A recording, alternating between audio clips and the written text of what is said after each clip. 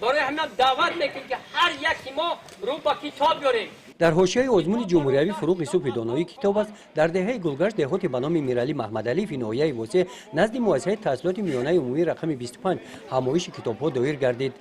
چرابینی مذکور با اقدام رهبریت مؤسسه و اساتسیاسیای والدین و آموزگاران راه اندازی کرده شده در آن از نورسان دعوت به عمل آورده شدند که وقتی خالگی خود را به منفعت گذرانیده هرچه بیشتر به مطالعه کتاب‌های بدیعی و ادبیات‌های بچگانه مشغول شوند.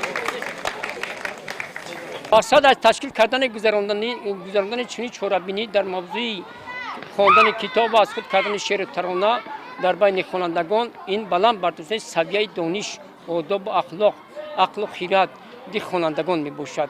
چقدر که ما کتاب زیاد کنیم همون قدر سویه دانش خوانندگان زیاد شده، معرفت و آداب و اخلاق آنها از جمله عقل و خیرات دانش و انتظام نمونه‌ای می‌گردد و مهر محبت خوانندگان نسبت به وطن، مادر، جای کار، اهل دانش زیاد می‌شود. این چرابینی معرفتی با برنامه ادبی فرهنگی با بخش‌های جالب که نورسان را در روحیه انسان دوستی، اخلاق حمیده و دوست داشتن وطن هدایت می‌کرد از جانب کودکان خوب استقبال گردید.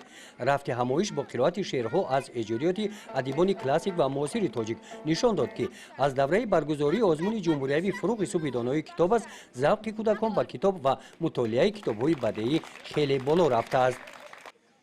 گزارش خواجه نظریف خدای نظر ظهروف از ناحیه واسه برای برنامه اطلاعاتی نوید.